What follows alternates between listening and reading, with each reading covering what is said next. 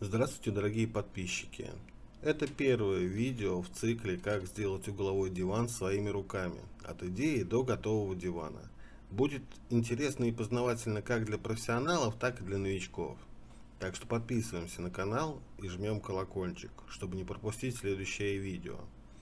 В конце всего этого проекта, поскольку мы с вами будем это все делать вместе, кто-то сделает техническую документацию сам, кто не сможет, соответственно, может ее скачать по ссылке. Сейчас, конечно же, этого ничего нету. Я делаю все это вместе с вами. Как и говорю, от начала и до конца. Почему у меня возникла такая идея?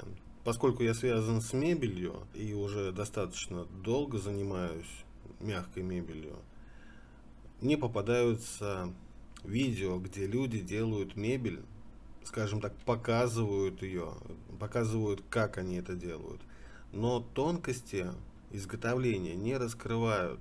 Да, можно повторить за ними, можно сделать точную копию, как делают они, но что-то изменить, это уже возникают некоторые трудности. Я же расскажу вам, попытаюсь рассказать вам все это дело подробно. С чего же начать? Для начала нам нужно определиться с размерами.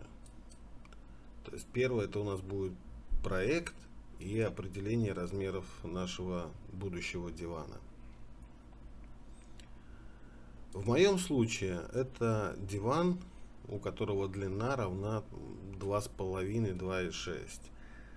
Глубина со стороны атаманки в районе 1,5 метров. Высота подлокотника над сиденьем сантиметров 20, не больше. Может быть даже и меньше, сантиметров 15. Высота посадки примерно 44 сантиметра. Приспинную подушечку в районе 45 сантиметров по высоте будем делать. Чтобы нам понять, что мы хотим, нам нужно найти идею. И поиск идей мы можем сделать либо в Яндекс.Картинках, на 3DD, в Pinterest. Можно просто в Яндексе написать «угловой диван с атаманкой».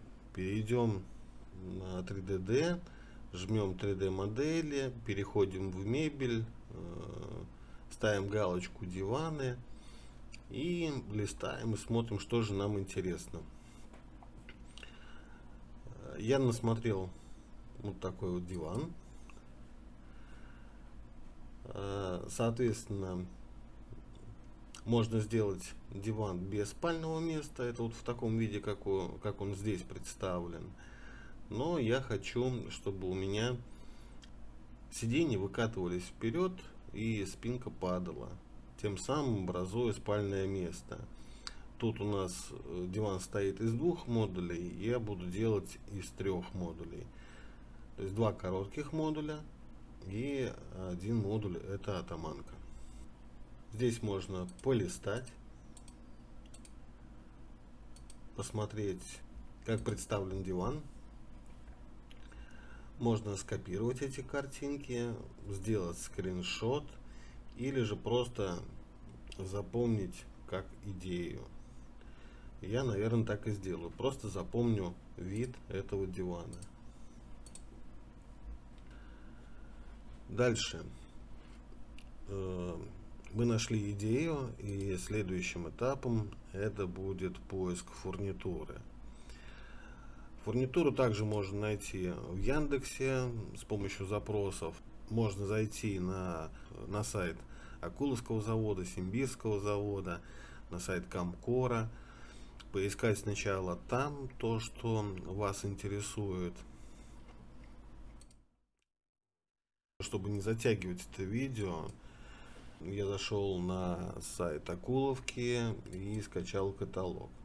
По каталогу меня интересует петля, вот эта вот петля 538, так как она имеет достаточно хорошую толщину металла 3 мм, длина ее составляет в сложном состоянии 100 мм, что, соответственно, хорошо сказывается на ее крепости. Значит, петля вот такая, соединитель диванный, здесь, кстати, есть размеры,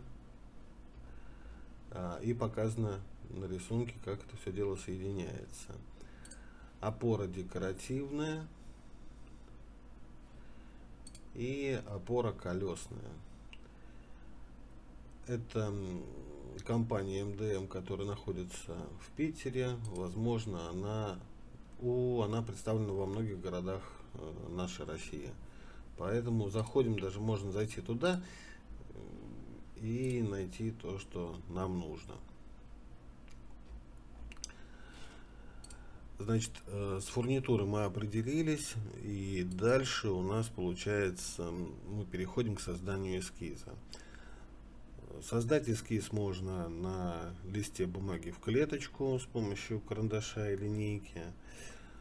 Можно сделать наброски в PowerPoint, но я предпочитаю CorelDRAW. Вот примерно такого плана эскизик.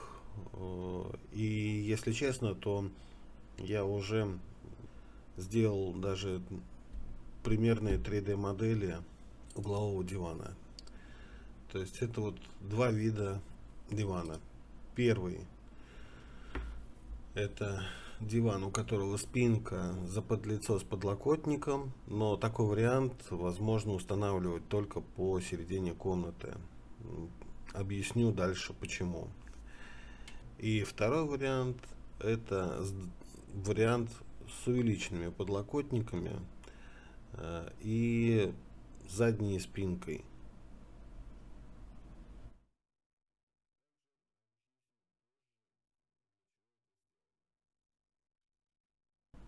Переходим к созданию эскиза. Открываем CorelDRAW.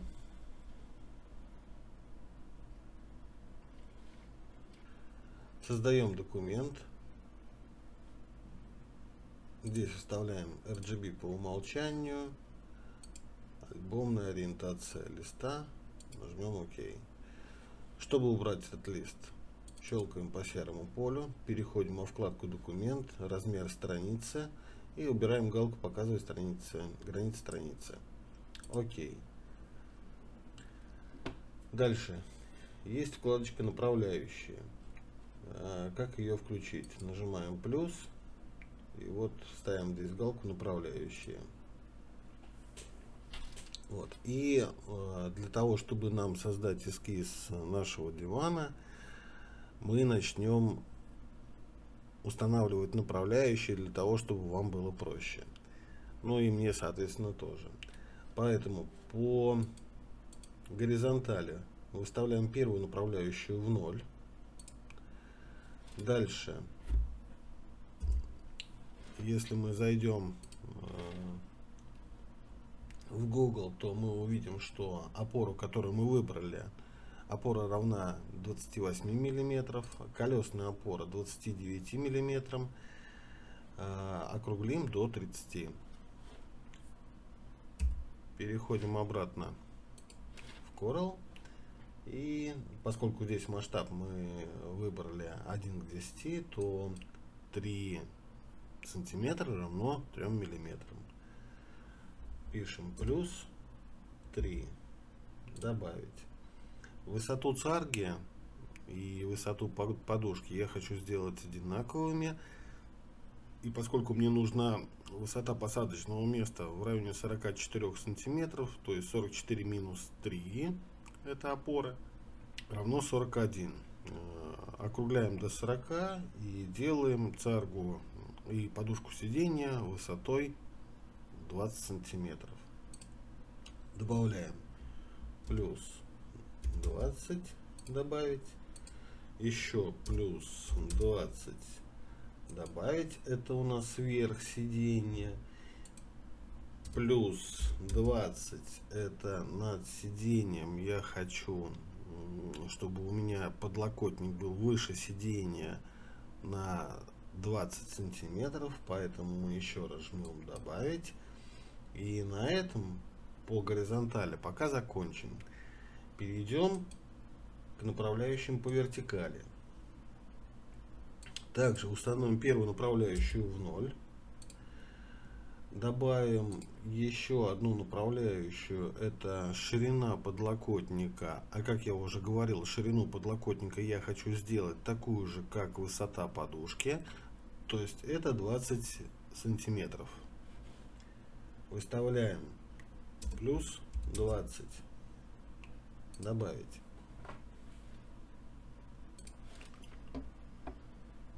Следующая ширина посадочного места. Ширину посадочного места я хочу сделать 70 сантиметров, поэтому добавляем еще 3 посадочных места. Плюс 70 добавить, плюс 70 добавить и еще раз плюс 70 добавить. Вот у нас одно посадочное место, второе, третье. И добавляем еще один подлокотник. Плюс 20 добавить. Вот у нас выставлены направляющие нашего основного каркаса. И переходим к созданию прямоугольников. Создаем подлокотник один, сразу же выкрасим его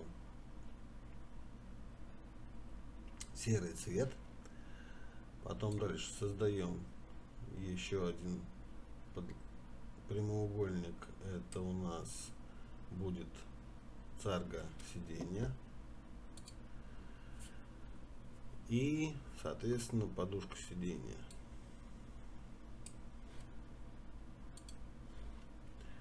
Для того, чтобы нам навести здесь красоту, можно выделить объект наш и здесь добавить скругление. Отжимаем вот эту вот клавишу, чтобы она у нас не была активирована. Выставляем здесь 2 сантиметра наверху, скругление внизу поставим 1,5. А здесь оставим угол прямой. Вот мы сейчас скруглили подлокотник наверху и внизу, где будет, соответственно, здесь мягкая часть. Здесь внутри она не будет настолько мягкой, как снаружи. Дальше само сиденье. Также давайте закруглим углы наверху.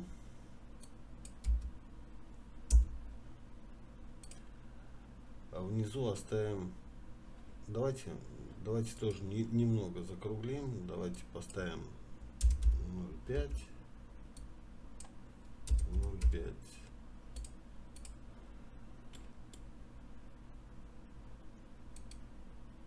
Так, и здесь поставим замочек, и везде поставим 0,5.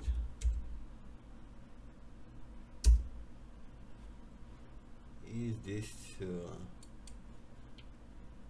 деактивируем эту клавишу. Вот у нас получилось подлокотник, сиденье, царга. Дальше выделяем сиденье и царгу. Здесь также переходим во вкладку «Шаг и повтор». Чтобы ее включить, опять же нажимаем плюс, и вот он, выровнять и распределить, шаг и повтор. Жмем галку «Шаг и повтор».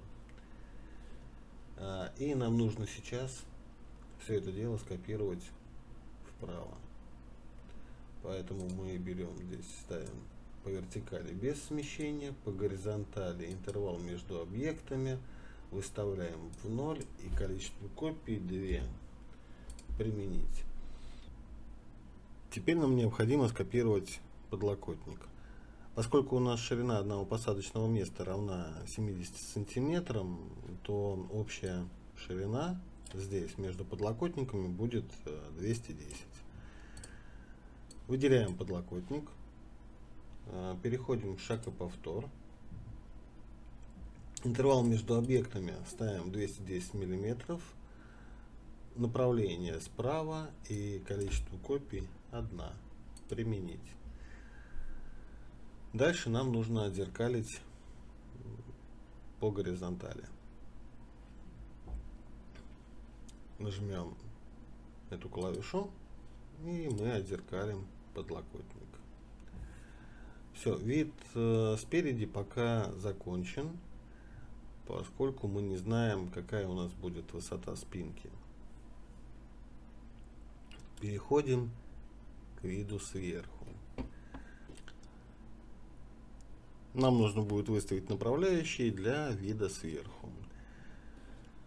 Давайте сделаем интервал между видами 20 сантиметров. Добавляем, переходим в направляющие по горизонтали. И здесь от 0 отнимем 20, потому что направляющие уходят вниз. Минус 20. Добавить. То есть это наша предполагаемая стена. Добавим еще одну направляющую, это будет толщина спинки. Поскольку толщина подушки 20 сантиметров, то соответственно и сама спинка будет толщиной 20 сантиметров. Добавляем еще одну направляющую, минус 20, добавить. Глубину посадочного места я хочу сделать 80 сантиметров, поэтому добавляем еще одну направляющую и отнимаем еще 80 миллиметров. Добавить. Вот у нас получается спинка. Вот эти вот две направляющие — это граница спинки. Эта направляющая — это у нас граница переда сидения. И нам вот от этой направляющей, от самой задней направляющей вида сверху, нам нужно еще добавить глубину атаманки. Это 150 сантиметров. Пишем минус 150. Добавить. Все, вот у нас получаются габариты. Вот это вот у нас получается габариты всего дивана. Значит так, что мы сейчас можем точно так же подобавлять объекты. И, наверное, мы так и сделаем. То есть это у нас получается один подлокотник, поскольку это вид сверху, здесь можно везде выставить скругление 2 сантиметра. Это у нас один подлокотник.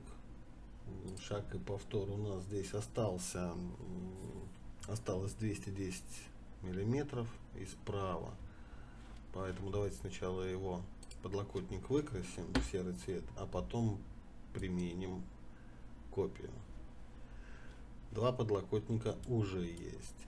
Дальше у нас получается спинка.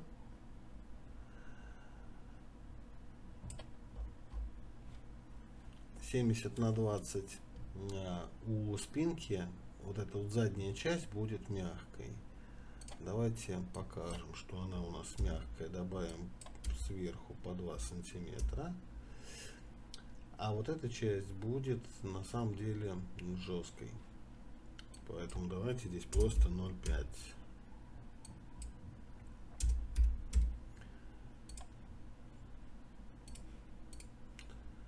Вот это у нас получается спинка. И добавим еще сиденье. У сиденья везде можно поставить скругление на 2. Дальше выделяем спинку и сиденье. Сразу же их покрасим в серый цвет. И как мы уже делали, выставим здесь 0, интервал между объектами, 2 копии, жмем применить. Переходим к нашей атаманке, к сидению нашей атаманки. Выделяем само сиденье и за нижний маркер перетягиваем до границы сиденья нашей атаманки. Все, вот у нас вид сверху. Теперь давайте определимся с высотой спинки. Для того, чтобы понять, какая нам нужна высота спинки, мы просто перемещаем одно из сидений с зажатым шифтом, чтобы оно никуда не смещалось. Вот видите, shift нажимаю, все, чтобы никуда не смещалось, до края атаманки, потому что я хочу, чтобы у меня так выезжало сиденье. Вот. И, соответственно, увеличиваем нашу спинку до сиденья. И вот что у нас получается. Сама спинка у нас будет высотой 70. Мы берем эту спинку и перемещаем наверх. Левую кнопку держим, правую нажимаю, левую отпускаем. И пододвинем к границе подлокотника зажатым шифтом. Это у нас получается высота самой спинки. Также делаем копии и с зажатым альтом поверху границ наших спинок делаем выделение. Таким образом у нас выделяются только спинки. И через Ctrl-End помещаем наши объекты на задний план. Вот, это у нас получается сейчас уже вид спереди. Так выглядит наш эскиз. Я сейчас в ускоренном варианте доработаю наш диван. Добавлю к нашему проекту опоры и декоративные опоры и колесные опоры.